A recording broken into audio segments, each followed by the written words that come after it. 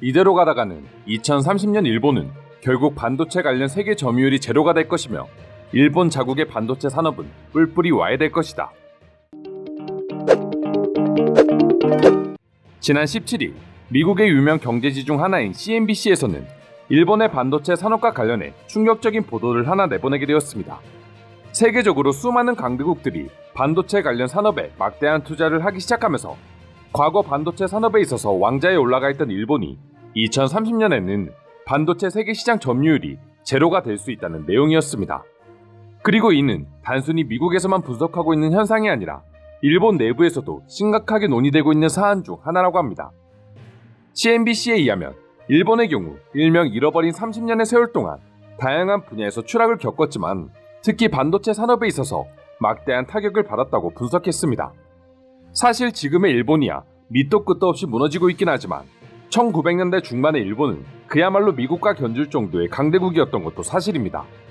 한국은 제대로 된 건물조차 없었던 1950년대 당시 이미 일본은 반도체를 생산하기 시작했고 미국을 뛰어넘어 세계를 주름잡을 정도로 압도적인 성장세를 보여왔습니다. 지금이야 일본의 가전 브랜드들이 모든 흔적을 감추고 삼성과 애플이 세계 시장을 장악하고 있지만 1900년대 중후반만 하더라도 소니와 같은 일본의 전자기기 업체들이 거의 모든 시장을 장악하고 있을 정도라 해도 과언이 아닐 정도로 세계를 제패하고 있었습니다. 그리고 이 중심에는 일본의 뛰어난 반도체 산업이 자리 잡고 있었죠. 하지만 미국의 각종 경제지와 일본 경제 산업성의 분석에 따르면 2021년 현재 일본의 세계 반도체 시장 점유율은 1980년대의 전성기 시절과 비교하면 무려 10분의 1 수준으로 완전히 폭락해버린 상태라고 합니다.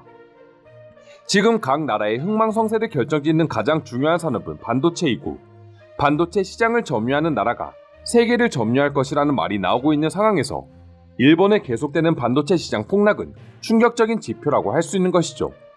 그만큼 반도체는 미사일, 스마트폰, 전자기기, 자동차 등 안 쓰이는 곳이 없는 필수적인 소재라고 할 수 있습니다. 이에 발등에 불이 떨어진 일본 정부는 급하게 5조 원을 투자해 관련 인프라를 재정비하겠다고는 했지만 현재 반도체 시장에서 5조라는 투자 규모로는 일본이 다시 일어설 수 있을 거라고 보는 의견은 크게 많지 않다고 합니다. 미국과 중국이 경쟁을 붙으면서 미국은 반도체계의 최강이라고 불리는 대만의 TSMC를 자국 땅으로 유치하기로 결정했고 앞으로 무려 280조 원 이상의 자금을 반도체 분야에 투자하는 법안까지 통과시키면서 반도체 관련 공장이나 기업들이 이제는 굳이 일본을 택할 이유가 사라지게 되었기 때문이죠. 또한 유럽연합 역시 185조 원 이상을 투자하기로 결정했기에 일본의 5조 원은 그야말로 아이들 장난에 불과하다고 볼 수 있는 수준이라고 할 수 있습니다. 그럼 도대체 불과 몇십 년 전만 하더라도 세계를 주름잡던 일본의 반도체 시장이 곧 세계 점유율 제로가 될 것이다라는 말까지 나오게 된 이유는 무엇일까요?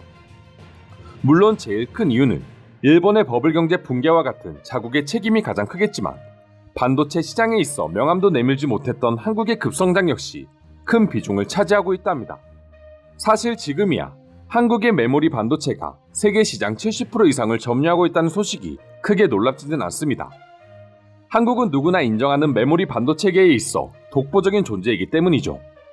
2020년을 기준으로 모바일 CPU에서 삼성이 13%, D램에서 삼성 42%, 하이닉스 30%를 차지하는 등 관련 점유율은 계속 늘어가고 있습니다. 1974년 삼성의 이병철 회장이 한국 반도체를 인수하고 본격적으로 반도체 산업에 뛰어들 때만 해도 한국뿐만 아니라 전 세계 모든 외신들이 말도 안 되는 소리라고 목소리를 높였습니다. 당시 반도체 시장을 장악하고 있던 미국과 일본보다 무려 30년 정도 늦은 출발이었고 1970년대 한국은 지금의 동남아 개발도상국 국가들처럼 그저 낮은 인건비를 장점으로 삼아 외국 기업들의 반도체를 들여다가 조립하는 수준에 불과했었기 때문이었죠.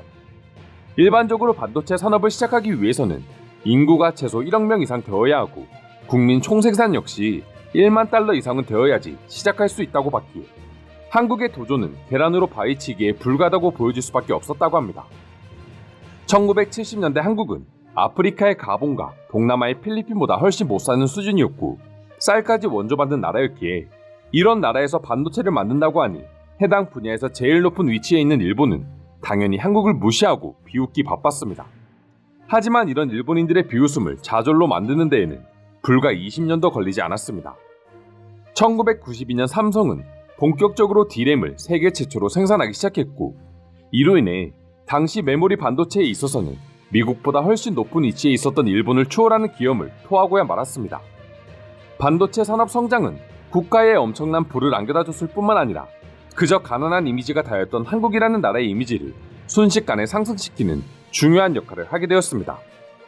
또한 관련 일자리 창출로 인해 국민들의 소득 역시 급상승하게 되었고, 한국이 기적의 성장을 이루는 데 있어 한 부분을 차지하게 되기도 했었죠. 이처럼 생각지도 못했던 한국이 일본을 제치고 메모리 반도체 시장을 장악하기 시작하자 일본은 부랴부랴 긴급 정비를 하기 시작했지만, 한번 장악하게 되면 경쟁 업체들이 따라붙기 쉽지 않은 반도체 시장의 특성상 일본은 계속해서 한국에 뒤처질 수밖에 없었습니다. 그리고 관련 생산 공장이나 기업들 역시 당연히 일본이 아닌 한국을 택하게 되었고, 반도체 산업에 있어 한국과 일본의 빈부격차는 하늘과 땅 차이로 벌어지게 된 것이죠. 일본은 단순히 잃어버린 30년 동안 정체되어 있었던 게 아니라 오히려 퇴보하기에 이르렀고, 반대로 한국은 막대한 성장을 기록하게 되었으니, 어찌 보면 미국 경제지의 분석처럼 2030년 일본의 반도체 시장 점유율이 0이 될 수 있다는 분석은 전혀 이상하지 않아 보입니다. 또한 한국과는 별개로 반도체 산업에 있어 왕좌에 올라 있었던 일본이었지만, 도무지 이해할 수 없는 퇴보로 인해 반도체에 있어 중요한 역할을 하는 나라들이 이제는 일본이 아닌 다른 나라를 택한다는 점 역시 일본의 반도체 점유율이 무너지고 있는 중요한 이유 중 하나라고도 할 수 있습니다. 상황이 이렇게 흘러가다 보니 일본 내에서도 반도체 산업에 있어서는 절대 한국을 따라잡을 수 없는 것 아니냐 하는 걱정마저 나오고 있다 합니다. 자세한 내막을 모르는 일본인들이야 아직도 한국보다 일본이 훨씬 뛰어나다고 생각하고 있지만, 실제 전문가들은 한국의 반도체 기술이 얼마나 독보적인지, 반대로 일본의 현재 상황이 얼마나 처참한지 제대로 알고 있는 것이죠. 1970년대 한국이 처음 반도체 시장에 뛰어들었을 때만 하더라도 누구도 넘볼 수 없었던 일본이 이렇게 무너질지, 또 누구나 무시했던 한국이 이렇게 최고의 자리로 올라올지 누가 예상할 수 있었을까요? 하지만 지금부터 10년, 20년 뒤에 한국과 일본이 어떻게 성장할지는 어느 정도 예상할 수 있을 것 같긴 합니다. 물론 일본이 잃어버린 30년을 뛰어넘어 갑자기 다시 과거의 영광을 되찾을 만큼 엄청난 신기술을 들고 나올 수도 있겠지만, 지금 일본의 모습을 보면 그렇게 가능성 있어 보이지는 않는 것 같습니다. 오늘도 끝까지 영상 시청해주셔서 감사드리며, 여러분들의 소중한 구독과 좋아요는 영상 제작에 큰 힘이 됩니다. 이상 종크TV였습니다.